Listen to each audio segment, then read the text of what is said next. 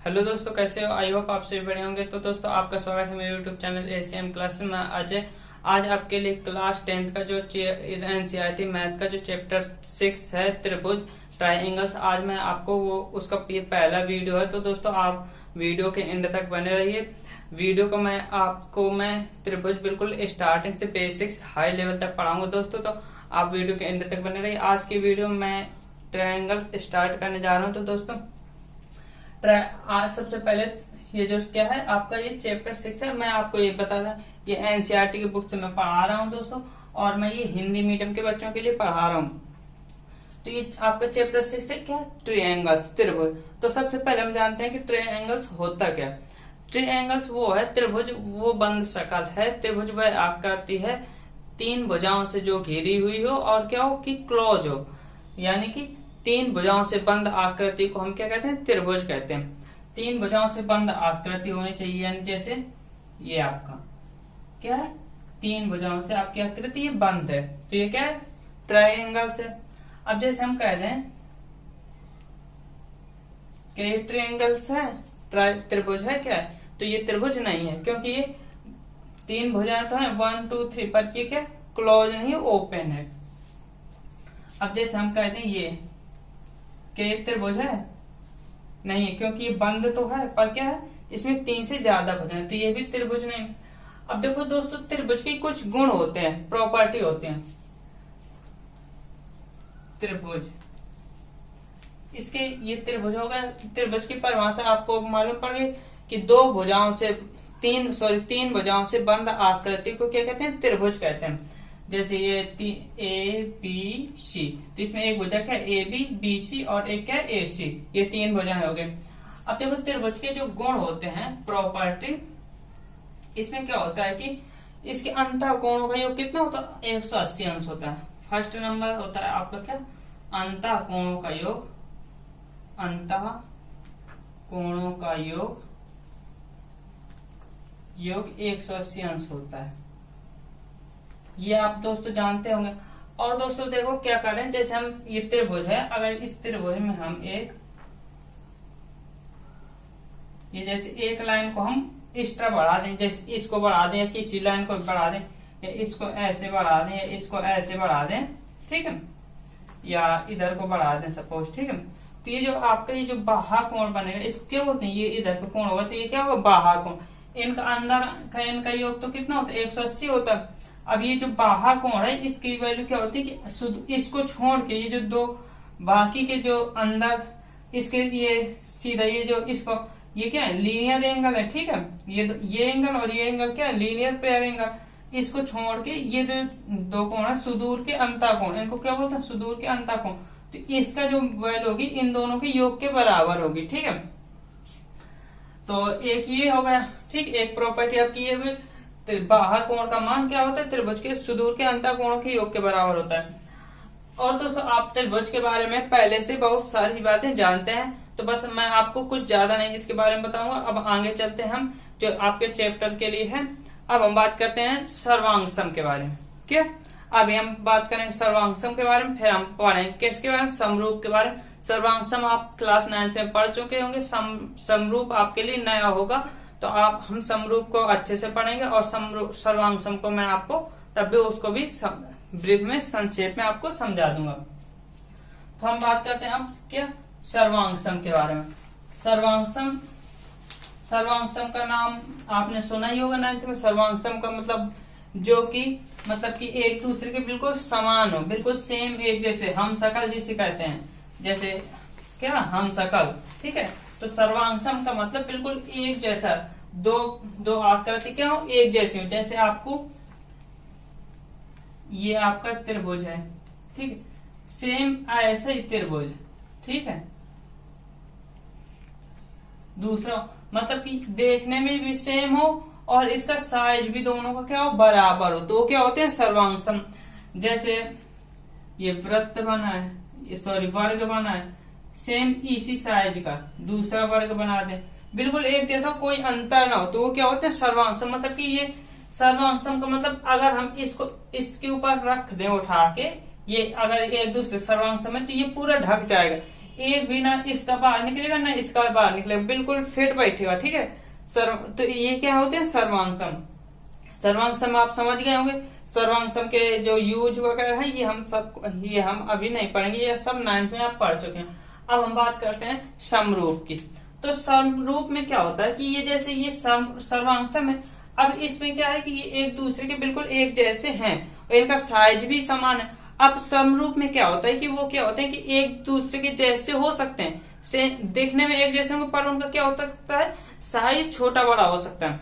जैसे कि आप देखो पृथ्वी होती है, आप क्या आपने अपनी स्कूल में लाइब्रेरी वगैरह में कहीं ना कहीं ग्लोब जरूर देखा होगा। तो ग्लोब क्या होता है कि आपका जो पृथ्वी होती है उसका उसी का आकार दिया जाता है ग्लोब को, पर एक्चुअली में वो है पृथ्वी नहीं, पर हम क्या उसको पृथ्वी का आकार दे देते हैं। ठीक है, तो वो पृथ्वी के जैसा ही होता है कि नहीं होता, पृथ्वी के जैसा होता है, पर क्या है कि वो पृथ्वी से छोटा है। ठीक है, मतलब कि देखने में है वैसा ही, पर उसका साइज क्या है छोटा है। तो ऐसी चीजें क्या होती है समरूप। ठीक है, अब हम समरूप इनको क्या बोलते हैं समरूप, सिमिलर मतलब कि इसमें क्या होता है कि अब समरूप का मतलब समझिए कि देखने में इनका मतलब कि वे आकृतियां वे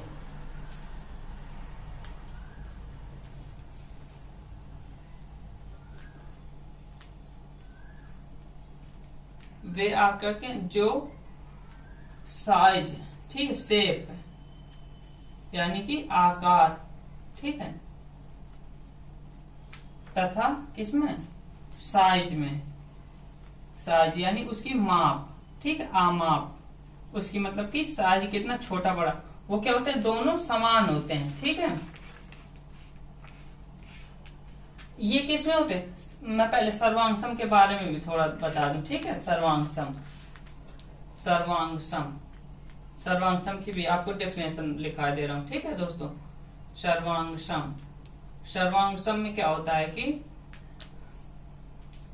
वे आकृतियां जो शेप तथा साइज आमाप में समान हो, ठीक है, समान हो, तो क्या कहलाती हैं वे सर्वांग सम होते हैं। क्या होती हैं सर्वांग सम होती हैं,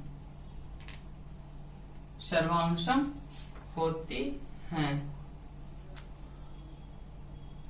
आपको सर्वांग सम का मैं मतलब पहले बता दिया कि इनका मतलब कि शेप मतलब कि बनावट, ठीक है, वो भी सेम होगी, पर और क्या होगी माप, इनकी मतलब साइज भी सेम होगा। ठीक है, माप कि कौन दोनों एक दूसरे, ना कोई छोटा होगा ना बड़ा होगा, बिल्कुल सेम होंगे। ठीक है, तो ये होता है सर्वांग सम।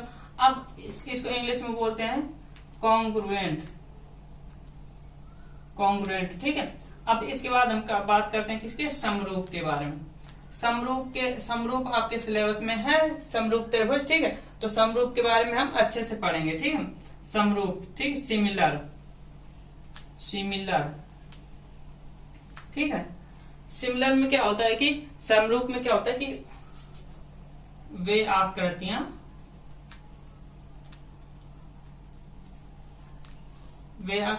जो आकार, वे आकृतियां जिनका, ठीक है, जिनका आकार, ठीक है, आकार यानी शेप, आपका इनका शेप क्या होगा, शेप समान होते हैं। ठीक है, समान होते हैं, परंतु इनके क्या साइज भिन्न होते हैं। साइज क्या होते हैं डिफरेंट होते हैं, समान होते हैं परंतु क्या इनका साइज, ठीक है, आमाप, ठीक है, इसका आमाप यानी माप, इसकी आमाप क्या हो सकते हैं साइज डिफरेंट हो सकते हैं, भिन्न हो सकते हैं। ठीक है, भिन्न होते हैं। वे आकृतियां जिनका आकार, ठीक है, शेप समान होते हैं परंतु आमाप साइज भिन्न होते हैं, क्या कर लेते हैं समरूप करा, एक दूसरे के समरूप होते हैं। ठीक है, एक दूसरे के समरूप होती हैं, समरूप होती हैं। अब समरूप होते हैं, अब इतना आपको समझ में आ गया होगा आई होप दोस्तों। तो दोस्तों देखो अब क्या करते हैं, समरूप के कुछ हम एग्जाम्पल देते हैं। जैसे कि आपका ये आपका स्क्वायर है, ठीक है, ये दूसरा स्क्वायर है। स्क्वायर में क्या होगा कि ये पहले सबसे पहले हम रेखाखंड से बात करते हैं। ये रेखाखंड, ठीक, ये रेखाखंड है, एक ये रेखाखंड है, एक ये रेखा। तो रेखाखंड होते हैं जो हमेशा एक दूसरे के समरूप होते हैं, ठीक। जैसे इसको खिंचाओगे वैसे ही इसको खिंचाओगे, बस छोटी बड़ी हो सकती है, लाइन एक ही तरीके से खिंचा। अगर इसको हम टेढ़ी मेढ़ी कर दें तो वो लाइन कहाँ बनेगी, ठीक है, तो वो कर्व हो जाएगा। तो ये क्या, रेखाखंड हमेशा एक दूसरे के समरूप होते हैं, ठीक है। एक तो हो गया रेखाखंड, ठीक है। अब देखो बच्चों, रेखा और रेखाखंड में आप अंतर समझते हो। चलो मैं फिर से मैं आपको बता दे रहा हूँ रेखाखंड और रेखा में अंतर। रेखाखंड का मतलब होता है किसी लाइन का, जैसे कोई ये लाइन है, ठीक है, लाइन का, लाइन यानी रेखा, रेखा का क्या कोई हम पार्ट ले लें, इसका कोई टुकड़ा ले ले तो वो क्या होता है रेखाखंड। जैसे कि ये हमने इसका टुकड़ा ले लिया, ये आपका रेखाखंड, रेखा खंड, ठीक। इसको बोलते हैं line segment, line segment, line segment, line को बोलते हैं रेखा, क्या बोलते हैं लाइन। अब देखो और देखने में इनमें अंतर क्या होता है कि रेखा जो होती है लाइन, उसमें साइड में एरो होते हैं, जो रेखा खंड होते हैं उसमें पॉइंट होते हैं, ठीक है। रेखा खंड में क्या होते हैं, पॉइंट होते हैं, और रेखा में क्या होते हैं, एरो होते हैं, दोनों साइड तीर के निशान लगे होते हैं। ये इनमें देखने में अंतर होता है। अब इसके बाद देखो रेखा वृत्त, दो रेखाएं हमेशा क्या होती हैं, एक दूसरे के समरूप होते हैं। और क्या, दो वर्ग, वर्ग भी हम ले तो वो भी एक दूसरे के, क्योंकि वर्ग होगा तो चाहे जो वर्ग हो उसकी सारी भुजाएं सेम ही होंगी, तभी तो वर्ग होगा, ठीक है। तो यानी कि हर वर्ग के, जैसे हम इसको हम छोटा कर दें तो ऐसे बनेगा, ठीक है, तो इसको छोटा करेंगे तो ये भी वर्ग ही रहा ना। तो यानी कि वर्ग क्या होते हैं, वर्ग हमेशा एक दूसरे के समरूप होते हैं, ठीक है। ऐसे आपके क्या वृत्त, वृत्त भी आपके क्या होते हैं, हम किसी भी त्रिज्या का हम वृत्त खींचे, कितना भी छोटा हो कितना भी बड़ा हो, तो वो क्या होते हैं, हमेशा क्या होते हैं, समरूप होंगे, ठीक है। वृत्त भी क्या होते हैं, हमेशा समरूप होते हैं। अगर दोनों दो वृत्त हैं, दोनों की अगर क्या त्रिज्या भी सेम है, ठीक है, यानी उनका साइज भी सेम है, ठीक है, माप यानी उनकी माप भी सेम है। तो अगर इनका माप भी सेम हो गया, अभी तो ये छोटा है थोड़ा, आप समझो कि दोनों बराबर हैं, ठीक, तो वो क्या हो जाएगा, फिर वो क्या हो जाएगा, सर्वांग सम हो जाए। अगर उनका आकार और साइज भी दोनों सेम हो जाए तो क्या हो जाती, सर्वांग सम हो जाता है। तो अगर क्या हो कि उसका आकार, ठीक है, देखने में उनकी आकार सेम हो, शेप, ठीक है, और साइज उनका छोटा बड़ा हो, तो वो क्या होते हैं, समरूप होते हैं। अब देखो तो समरूप, देखो हम लेके दे रहे हैं कि कौन कौन सी चीजें हमेशा समरूप होती हैं। आई होप ये आपको समझ में आ गया, और नोट करना हो नोट कर लेना, ठीक है। तो देखो हम यहाँ लिख के दे रहे हैं कौन कौन सी चीज हमेशा समरूप होती है, ठीक है। तो पहली बात तो क्या, दो रेखाखंड हमेशा समरूप होते हैं, ठीक है, दो रेखाखंड हमेशा समरूप होते हैं। और क्या, दो वृत्त हमेशा समरूप होते हैं, दो रेखाखंड, ठीक है। सेकेंड नंबर, दो वृत्त, ठीक है, दो वृत्त। और थर्ड नंबर लिख लो क्या, दो वर्ग। और ऐसे ही सेम समबाहु त्रिभुज भी, जो समबाहु त्रिभुज होगा कब होगा, जब उसकी सारी भुजाएं समान होंगी, ठीक है। तो जब सारी भुजाएं समान होंगी, और चाहे वो जितना छोटा बड़ा हो, तो जब सारी भुजाएं समान है तो वो देखने में तो एक ही जैसा होगा, बस साइज का अंतर होगा छोटा बड़ा का, तो वो भी क्या होगा, हमेशा समरूप होता है। यानी कि दो समबाहु त्रिभुज, समबाहु त्रिभुज, ठीक है, ये चीजें हमेशा समरूप होते हैं। ये सभी हमेशा समरूप होती हैं, समरूप होती हैं। आई होप इतना दोस्तों आपको समझ में आ गया। अब देखो दोस्तों, कोई भी दो फिगर हो, अगर वो समरूप हैं तो जरूरी नहीं है कि वो सर्वांगसम होंगे। अगर वो सर्वांगसम है तो वो समरूप जरूर होंगे, क्योंकि सर्वांगसम है तो वो सर्वांगसम में दोनों कंडीशन, ये दोनों समान होते हैं। अगर समरूप में एक ही चीज समान है, तो जब दोनों चीज समान है तो एक चीज तो हमारी समान है ही है, ठीक है ना। तो सर्वांगसम होते हैं जो फिगर, तो वो हमेशा समरूप होते हैं। पर जो समरूप होते हैं वो जरूरी नहीं है कि हमेशा वो सर्वांगसम होंगे, ठीक है। समरूप होंगे, समरूप में क्या समरूप है, और जब उनका साइज भी सेम हो जाए तब वो सर्वांगसम बनता है। तो ये सर्वांगसम हमेशा समरूप होते हैं। आई होप इतना आपको समझ में आ गया होगा। अब दोस्तों हम बात करते हैं त्रिभुज में, ठीक है। अब देखो दोस्तों, और हम देखो अब कुछ चीजें हम ऐसी बताते हैं जो कि कुछ एग्जाम्पल ऐसे लेते हैं जो कि आपको समरूप नहीं है, आपको कंफ्यूज कर सकते हैं। अब देखो समरूप की ये हो गया, समरूप के मतलब कि ये कॉन्सेप्ट हो गया। अब हम समरूप का हम कैसे पता करेंगे समरूप है कि नहीं, तो अब उसके लिए कुछ नियम है, अब हम उनको पढ़ते हैं, ठीक है। ये इरेज किए दे रहे हैं। अब समरूप के कुछ नियम है, हम कैसे देखेंगे कि कोई आकृति समरूप है कि नहीं, ठीक है। तो उसके लिए कुछ नियम होते हैं, ठीक है, तो उनको हम पढ़ते हैं, ठीक है। अब दोस्तों जो समरूप के नियम होते हैं, ठीक है, अब जैसे कि समरूप होने के लिए दो कंडीशन फॉलो करने चाहिए, ठीक है। समरूप बहुभुज, ठीक है, कोई भी बहुभुज है वो समरूप कब होंगे, ठीक है, ठीक। सिमिलर कब होंगे, सिमिलर पॉलीगॉन, ठीक है। तो पहली कंडीशन, यदि इसकी परिभाषा लिख दे रहे हैं, ठीक है, परिभाषा बता दे रहे हैं, ठीक है। परिभाषा, दो बहुभुज समरूप होते हैं, समरूप होते हैं, ठीक है, यदि फर्स्ट नंबर उनके अंतःकोणों का योग क्या हो, यदि उनके संगत कोण क्या हो, समान हो, ठीक है। यदि तो लिखा, ठीक है, उनके संगत समरूप दो बहुभुज समरूप होते हैं यदि उनके संगत कोण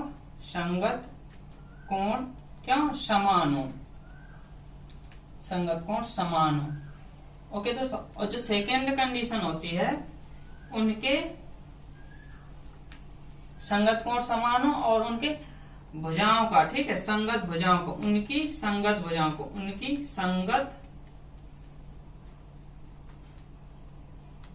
भुजाएं समानुपाती हो, ठीक है, समानुपाती हो।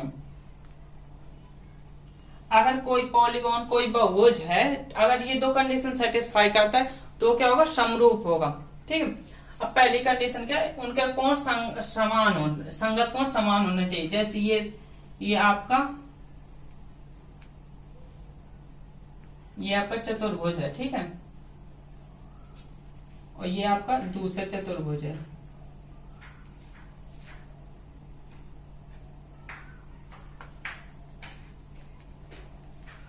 अगर ये कोण इसके समान हो, ये कोण इसके समान हो, ये कोण इसके समान हो, ये कोण इसके समान, इसका संगत ये, इसका संगत ये, इसका संगत ये, इसका संगत ये, अगर ये कोण समान हो, ठीक है, तो वो क्या हो सकता है, समरूप हो सकता है। पर लेकिन अभी वो एक कंडीशन और सेटिस्फाई होनी चाहिए। अब जो दूसरी कंडीशन है वो ये है कि इनका भुजाओं का अनुपात, यानी इसकी ये भुजा बटे ये भुजा करें, और फिर ये भुजा बटे ये भुजा करें, ये भुजा बटे ये भुजा बटे ये, अगर इनका हम रेशियो निकालें तो वो भी समान होना चाहिए। अब देखो इनके, देखो अगर ये 1 है, ये 2 है, ये 1 है और ये भी 1 है, ठीक है, तो एंगल तो देख रहे हैं, मान लो कि समान है, ठीक है। अगर इनका नहीं, ये देखो अगर ऐसे हम इसको और बड़ा कर दें, ऐसे हम कर दें, तो देखो ये समरूप नहीं होगा। इसके संगत कोण तो हो सकता है बराबर हो, पर क्या होगा कि अगर इसका ये लगभग बराबर है और ये भुजा इनकी ये कितनी बड़ी, अगर ये 1 सेंटीमीटर है तो ये भी 1 1 1 और ये मान लो 1.5 होगी, तो ये कितनी होगी 2। तो अगर हम इसका रेशियो निकालें तो 1/1.5, अगर इसका बटे इसका निकालें तो 1/2। तो ये नहीं क्या कि ये समान आने, ये भी समान आने चाहिए तब समरूप होता है। तो ये क्या है, समरूप नहीं। इसमें क्या है कि इनके संगत कोण समान है, पर क्या इनका संगत भुजाओं का अनुपात संगत भुजाएं समानुपाती नहीं है, ठीक है। तो एक कंडीशन सेटिस्फाई हो रही, दूसरी कंडीशन सेटिस्फाई नहीं हो रही, तो ये समरूप नहीं है। अब समझो जैसे कि हो सकता है कि आपका क्या हो कि संगत कोण समान हो, संगत भुजाओं का अनुपात समान हो मान लो, ठीक है।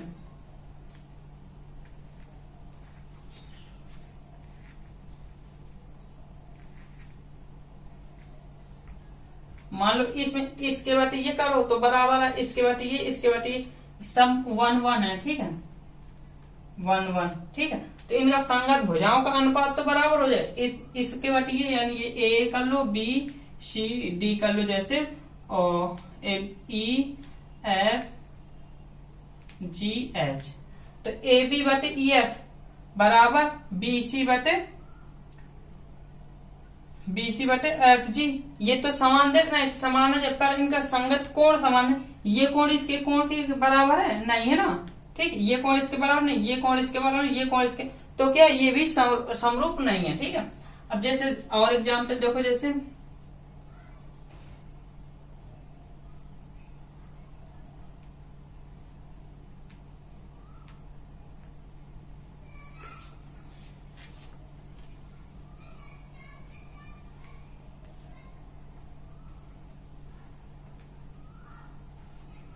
जैसे ये होगा तो इसके ये एंगल ये एंगल इसके बराबर, ये एंगल इसके बराबर, ये इसके बराबर, ये इसके बराबर, इसके सारे एंगल तो क्या है, एंगल को संगत कोण तो समान है, पर क्या भुजाओं का अनुपात समान नहीं हो। इसके बटे ये करें और इसके बटे ये करें तो अलग डिफरेंट आएगा, तो ये क्या समरूप नहीं है। अब जैसे कुछ एग्जाम्पल ऐसे हो सकते हैं कि इनका क्या हो, इनका नहीं, ये मतलब कि इनकी संगत भुजाओं का अनुपात समान आएगा और कोण समान ना आएगा, जैसे अभी ये देखा था। अब जैसे मान लो इसी को हम ऐसे कर दें,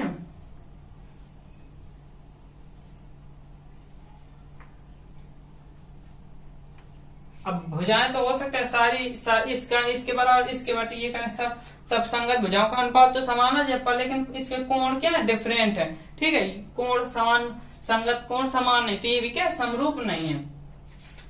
अब दोस्तों अब हो गए हमने पढ़ लिया कि समरूप कौन कौन से हैं, कौन कौन से नहीं है। आपको आई होप अच्छे समझ में आ गए। आपको कोई भी फिगर बन के आ जाए, आपसे पूछे कि क्या ये समरूप है कि नहीं, तो आप इजीली बता सकते हैं।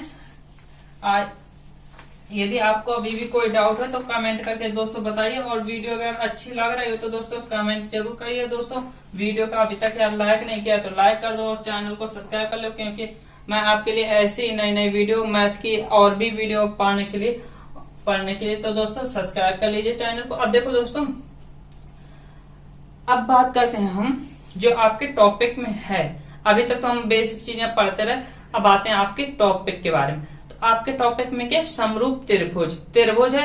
अब समरूप त्रिभुज है, समरूप त्रिभुज का हमें समरूप त्रिभुज के बारे में पढ़ना है। समरूप त्रिभुज के बारे में एक थेल्स के भी एक क्या है, एक प्रमेय है, ठीक है, हमें उसको भी पढ़ना है। टोटल आपके चैप्टर में 10 प्रमेय है, हमें 10 प्रमेय पढ़नी है। तो हम आज पहले हम कुछ समरूप त्रिभुज के बारे में पढ़ेंगे, क्योंकि हम समरूप त्रिभुज को ही हम यूज करके सारे प्रमेय को सॉल्व करेंगे। सभी जगह समरूप त्रिभुज का यूज होना ही है, ठीक है। तो समरूप त्रिभुज को हम अच्छे से पढ़ेंगे, उसको ध्यान से देखना। अब देखो दोस्तों, जो आपकी ज्यामिति है ना, ये जो हमने थेल्स का नाम लिया, ज्यामिति यूनान में ज्यामिति का अध्ययन इन्हीं ने थेल्स ने ही प्रारंभ किया। तो जो आपके लिए एक मुसीबत बन गई, ये त्रिभुज जो बन गया, ये सब उन्हीं की स्टार्टिंग, उन्हीं ने स्टार्ट किया था। अब आपके लिए पढ़ने के लिए बन गया और आपको ये मुसीबत लग रही हो, क्योंकि आपको ये चैप्टर आई होप हार्ड जरूर लग रहा होगा। सबको ये चैप्टर त्रिभुज हार्ड लगता है, ठीक है। तो दोस्तों, जो ज्यामिति का अध्ययन किसने प्रारंभ किया था, थेल्स ने। अब थेल्स की भी आपको इसमें एक प्रमेय है, थेल्स की प्रमेय भी पढ़नी है आपको। और देखो, थेल्स की प्रमेय पढ़नी है और आपको क्या पढ़ना है, हाँ, समरूप त्रिभुज। थेल्स की प्रमेय किस पर रिलेटेड है, समरूप त्रिभुज पर। तो हम समरूप त्रिभुज को अब पहले पढ़ते हैं, ठीक है। समरूप बहुभुज, अब जब समरूप त्रिभुज में होता है, वो क्या होता है कि उसकी भी डेफिनेशन यही है, आप ये नोट कर सकते हो। ठीक है, समरूप बहुभुज का ये सब नोट कर लिया। अब समरूप त्रिभुज की जो डेफिनेशन होगी उसमें क्या होगी कि इनमें से कोई एक कंडीशन सेटिस्फाई हो जाए तो क्या होता है, समरूप होता है। ठीक है, समरूप त्रिभुज, ये समरूप त्रिभुज की भी डेफिनेशन होगी।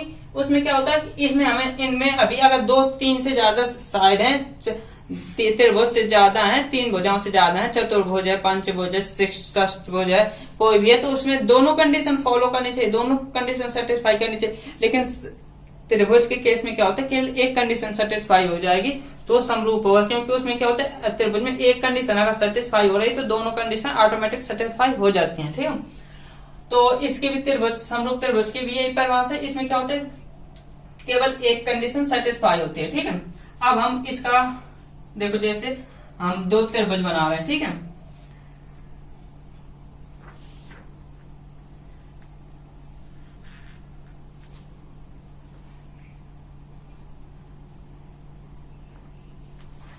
ये त्रिभुज, अब हम कैसे चेक करेंगे कि अगर हमको मालूम है कि अगर ये क्या है, समरूप हैं। ठीक है, तो हम इनमें क्या क्या अप्लाई कर सकते हैं, क्या चीज हम निष्कर्ष निकाल सकते हैं। ठीक है,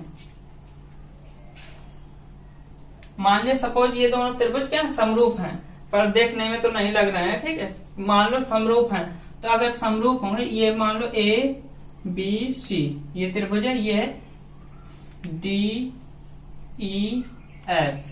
ठीक, ये तो त्रिभुज है। ठीक है, तो अगर समरूप होंगे तो ये एंगल ए किसके, एंगल डी के बराबर हो, इसके संगत ये कौन समान होंगे। अब इसके संगत एंगल बी, इसके संगत इसमें कौन सा एंगल है, ई, ये दोनों समान होंगे। अब ये दोनों, ये एंगल समान होंगे और क्या, ये एंगल भी समान होंगे। ठीक है, इसका मतलब है कि इसका मतलब क्या, ये समान है। ये जो 3 बने हैं तो यानी कि ये कोण इस 3 वाले के समान है, 2 लगे हैं तो ये 2 कोण वाले के 1 लगा है तो ये इसके समान है। ठीक है, अब दोस्तों जैसे अगर यदि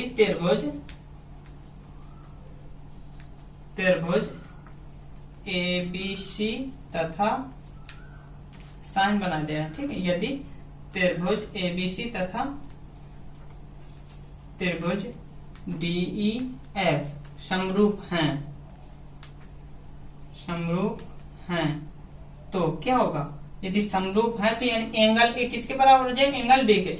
एंगल ए आपका बराबर हो जाएगा एंगल डी के, और एंगल बी आपका इक्वल हो जाएगा एंगल ई के, और एंगल क्या सी बराबर हो जाएगा एंगल एफ के, ठीक है, कोण एफ के। अब देखो और क्या होगा, फर्स्ट नंबर तो ये होगा, और क्या होगा, संगत भुजाओं का अनुपात बराबर होगा, यानी ए बी बटे डीई, यानी ए बी बटे डीई, ए बी बटे डीई बराबर होगा बी सी बटे ई एफ के, बी सी बटे ई एफ के बराबर होगा ए सी अपॉन डी एफ के, ए सी अपॉन डी एफ के।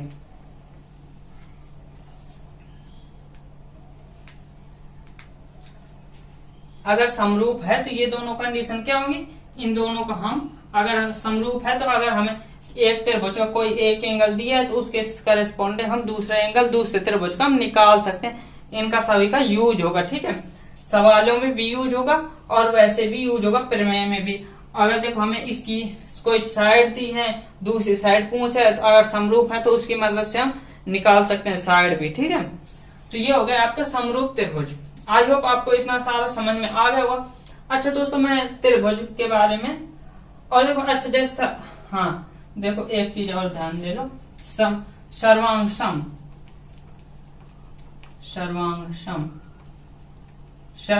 का जो प्रतीक होता है ना, इसका नोटेशन ऐसे बनाते हैं, ठीक है। ये होता है सर्वांशम का साइन, ठीक, ये ऐसा, ये क्या है सर्वांशम का साइन, सॉरी ऐसे, इसमें अभी 2 लाइनें और नीचे की। ये किसका होता है सर्वांशम का साइन, ये आपने 9th में पढ़ा होगा। जो समरूप होता है, समरूप का जो साइन होता है वो केवल ऐसे, ये लाइनें नहीं, नीचे की जो लाइनें हैं वो लाइनें नहीं खिंचानी होती हैं।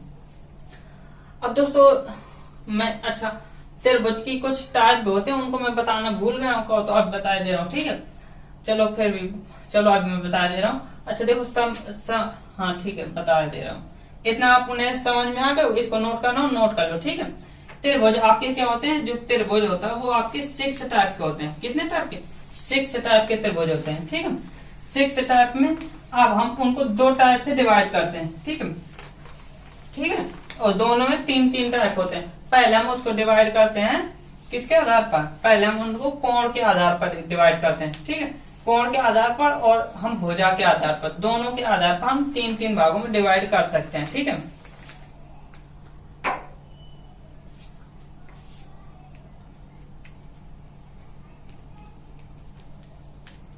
त्रिभुज के प्रकार,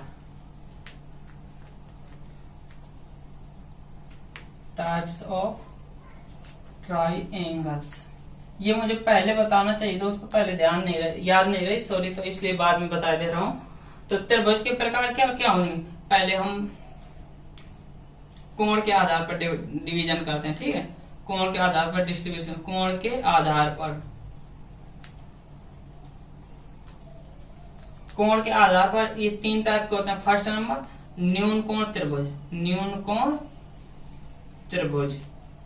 पहले मैं आपको सारे पार्ट लिख दे रहा हूं, फिर आपको समझा दूंगा। दूसरा मान लिख लो समकोण त्रिभुज, समकोण त्रिभुज।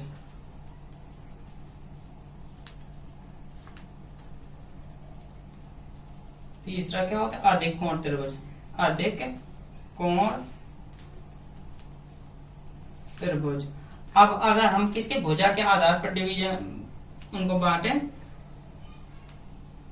भुजा, ठीक है, के आधार पर,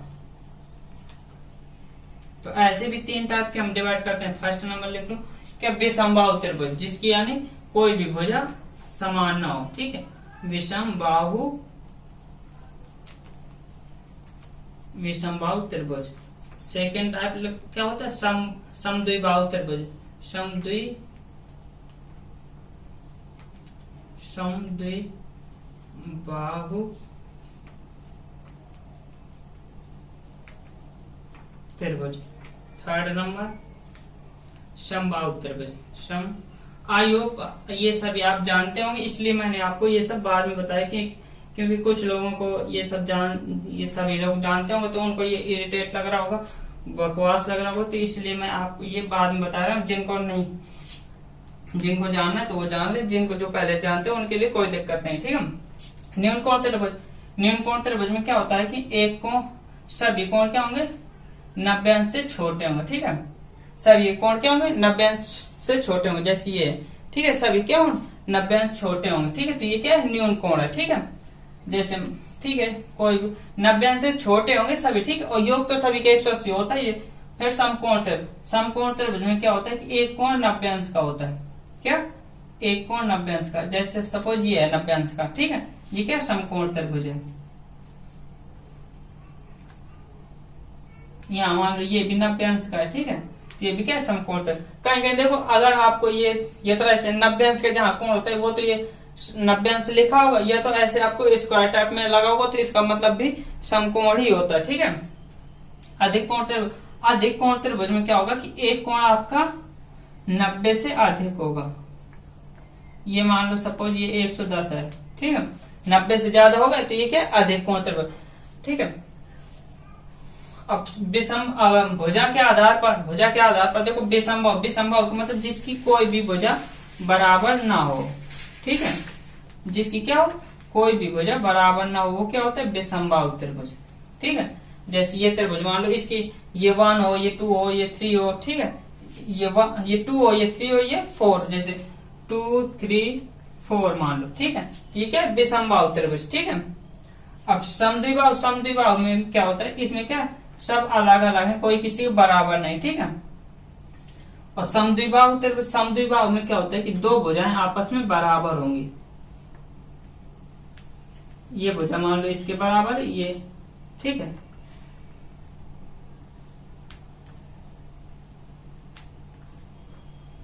ये भुजाएं आपस में बराबर है। और देखो ये भुजाएं बराबर हैं, तो यानी कि इसके सामने वाला कोण ये, ठीक है। इस भुजा के सामने वाले ये कोण, ये दोनों कोण भी आपस में क्या होंगे, बराबर होंगे, ठीक है।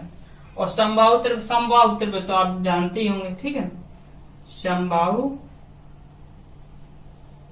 त्रिभुज, समबाहु त्रिभुज में क्या होता है, प्रत्येक भुजा बराबर होती है, ये इसके बराबर, इसके बराबर, इसके सभी भुजाएं क्या होंगी, बराबर होंगी, ठीक है। और समबाहु त्रिभुज में क्या होता है, सभी कोण 60 अंश के होते हैं, ये भी आप याद रखना, ठीक है। समबाहु त्रिभुज में क्या होता है, सभी कोण 60 अंश के होते हैं। अब देखो समकोण त्रिभुज अपने आप में एक समकोण त्रिभुज का अपने आप में एक अलग ही रोल रहता है, ठीक है। इसी से देखो इस आपको एक इसकी एक प्रमेय होती है जिसको क्या बोलते हैं, पाइथागोरस प्रमेय। जिसका पाइथागोरस प्रमेय में क्या होता है, कर्ण का स्क्वायर लंब का स्क्वायर धन आधार का स्क्वायर, जिसका बहुत यूज होता है, आप जानते ही होंगे, ठीक है। और समकोण त्रिभुज से ही क्या बनी, पूरी त्रिकोणमिति बनी, ठीक है। पूरे त्रिकोणमिति का जन्म समकोण त्रिभुज से ही हुआ है, ठीक है। और आपको ऊंचाई दूरी भी समकोण त्रिभुज पर ही आधारित होती है। तो समकोण त्रिभुज का एक अलग ही रोल रहता है। दोस्तों आई होप आपको इतना सभी समझ में आ गया होगा। दोस्तों अगर कोई क्वेरी हो तो आप कमेंट करके बता दीजिएगा। दोस्तों अब तो शायद कुछ समझाने लग बचा नहीं, इतना पूरा सबको समझ में आ गया होगा अच्छे से। ये देखो ये इनके नोटेशन होते हैं, ठीक है। और क्या कुछ बचा है, नहीं बचा, ठीक है। तो दोस्तों कैसी लगी वीडियो कमेंट करके जरूर बताइएगा। दोस्तों आई होप आपको अच्छी जरूर लगी होगी, कमेंट जरूर करना। और वीडियो को यार लाइक कर दिया करो। दोस्तों आपका एक लाइक में आपका कुछ नहीं जाता, आप केवल अंगूठा दबाना है। पर हमारे लिए एक यूट्यूबर के लिए एक लाइक की कीमत बहुत होती है दोस्तों, ठीक है। हमारा मनोबल बढ़ता है, ठीक है। तो दोस्तों वीडियो को यार लाइक जरूर कर दिया करो अगर देखते हो तो। और चैनल को यार अगर नए हो तो सब्सक्राइब कर लो दोस्तों, आपका कुछ नहीं जाता यार, सब्सक्राइब कर लिया करो, क्या है यार, ठीक है। तो सब्सक्राइब कर लेना। आई होप आपने सब्सक्राइब कर लिया होगा, अगर नहीं किया तो अभी आए कर लो, कुछ नहीं बिगड़ाया। और सब्सक्राइब करने के साथ साथ बेल आइकन को भी प्रेस कर दो, जिससे कि मैं कोई भी नई वीडियो डालूं तो आपको सबसे पहले आपके पास भी नोटिफिकेशन पहुंच जाए। तो दोस्तों वीडियो को लाइक कर दो, चैनल को सब्सक्राइब कर दो और बाय बाय दोस्तों। अपना ख्याल रखिएगा दोस्तों।